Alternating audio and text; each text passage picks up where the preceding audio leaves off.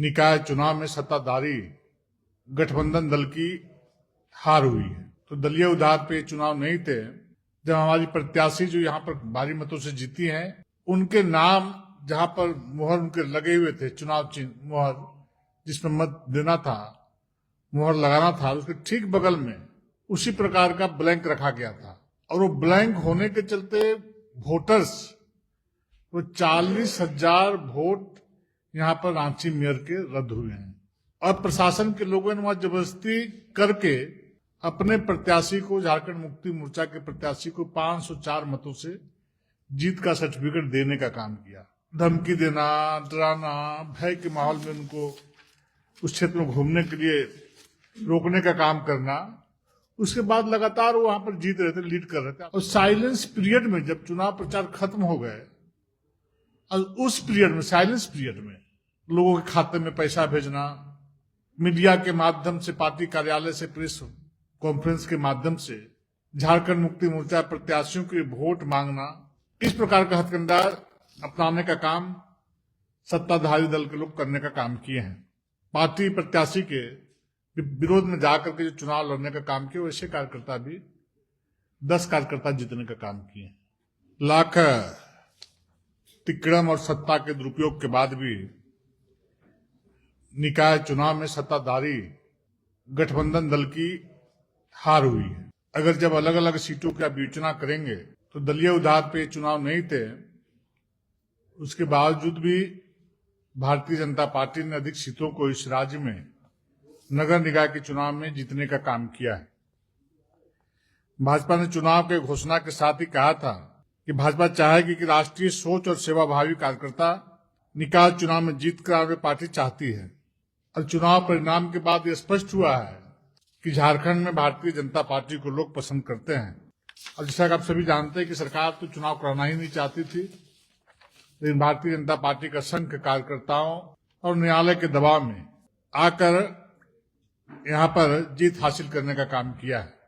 अब देख रहे हैं किस प्रकार से सरकार इस चुनाव में षड्यंत्र करने का काम प्रारंभ से की थी कि दलीय आधार पर न चुनाव हो, ईवीएम के आधार, ईवीएम मशीन से चुनाव न हो, बैलेट पे चुनाव हो।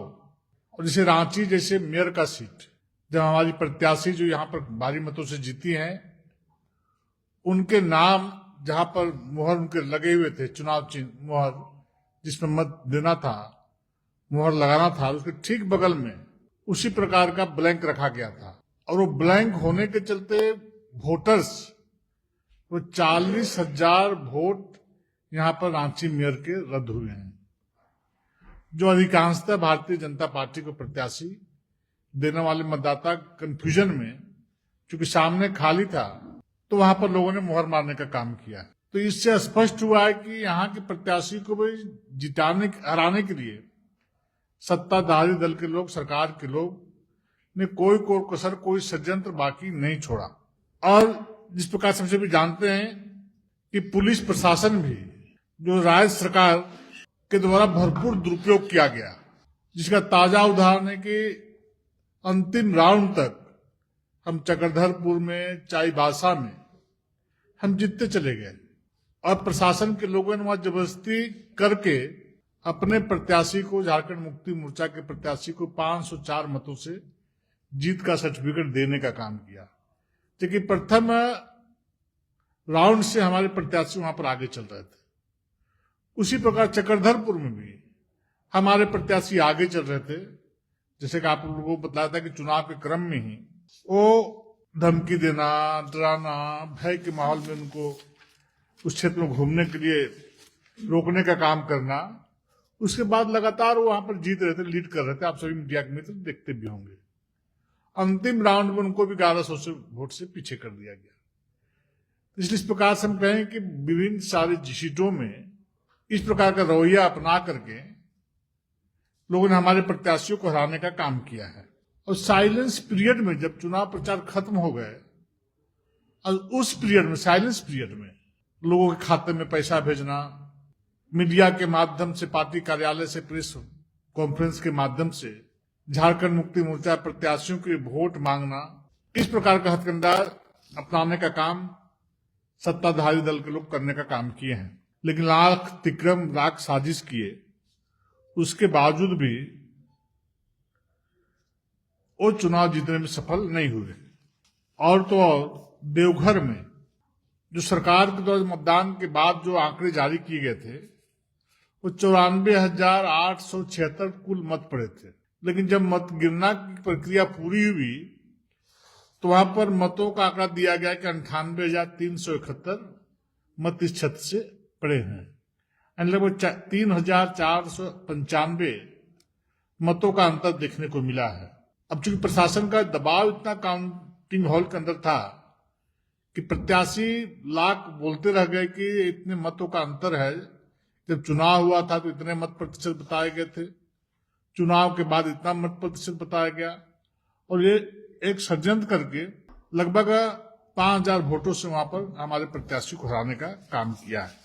तो इस प्रकार से हर हथकंडा अपनाने काम किया है। हम 3 मेयर पद जीतने का काम किए हैं, 6 नगर पंचायत और 3 नगर परिषद, 12 हम जीतने का काम किए हैं।